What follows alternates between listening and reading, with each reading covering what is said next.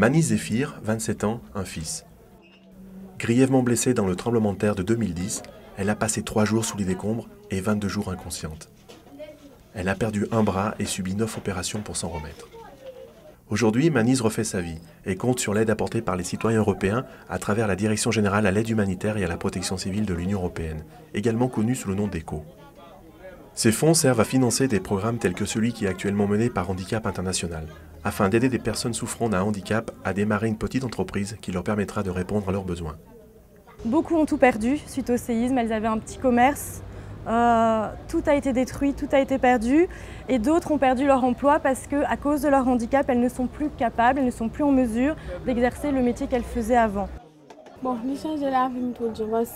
Cette aide a changé ma vie, nous dit Manise. Avant, je vivais avec un cousin et maintenant je peux louer ma propre maison. Je peux cuisiner, je peux faire ma toilette, je peux presque tout faire, dit-elle. Le tremblement de terre en Haïti, une des plus grandes catastrophes naturelles de l'histoire contemporaine. Une immense tragédie. Plus de 200 000 morts, 1,5 million de sans-abri. Une énorme opération humanitaire. Since the earthquake, ECHO has spent about 180 million, close to 180 million euro in Haiti to respond to the crisis and to the aftermath. Des millions de personnes ont reçu une assistance grâce à l'aide humanitaire apportée par l'Europe et les autres pays. Et plus de 1,1 million de personnes ont pu quitter les camps déplacés. Plus de 2 ans et demi se sont écoulés. La phase d'urgence est terminée. Mais de sérieux besoins humanitaires demeurent. Le choléra, qui a tué plus de 7500 personnes, est désormais endémique et demeure un risque permanent. Environ 400 000 personnes sont toujours déplacées et vivent dans les camps de fortune. If you look around you at the camp we're in today, the plastic sheeting that was handed out is supposed to have a lifespan of 6 months. People have been living under it for 2.5 years.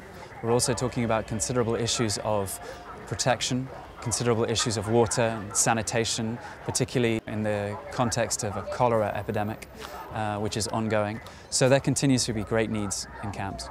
We're investing the largest part of our funding for 2012 into assisting people to move out. Des personnes comme Marie-Marguerite Georges ont quitté récemment les camps grâce au programme d'aide à la location financé par ECHO. Le programme de retour au quartier a l'objectif d'aider des familles déplacées suite au tremblement de terre de 2010 pour les aider à retourner dans des maisons, dans des vraies maisons, donc sortir des camps, et aussi pour mettre en place des moyens de subsistance, par exemple un petit business, ainsi que de leur fournir une petite aide pour envoyer à l'école leurs enfants. Dans les quartiers comme Christ-Roi, Solidarité Internationale aide les rapatriés grâce à des activités génératrices de revenus et paye leur loyer pendant 6 mois. Des jardins potagers urbains ont également été créés afin d'améliorer les besoins en nutrition. La logique de cette intervention, c'est vraiment que les gens aient vraiment une raison de sortir des camps. Souvent, l'habitat étant pas forcément d'une qualité très bonne dans le quartier. Donc le pari vraiment de solidarité, c'est d'améliorer le quartier pour qu'il y ait vraiment un effet incitateur des gens à revenir à l'intérieur de celui-ci en améliorant les services de base du quartier. Ce ne sont que quelques-uns des programmes soutenus par la solidarité européenne et mis en place sur le terrain par plus de 200 organismes d'aide qui travaillent avec ECHO. What we also do, we try to limit the risk for new cholera outbreaks by intervening on the medical sector and also on the sector of water and sanitation. One of the key axes is also to what we call disaster risk reduction. We really try to ensure that all programs are implemented in a way that the risk for new crisis is minimized.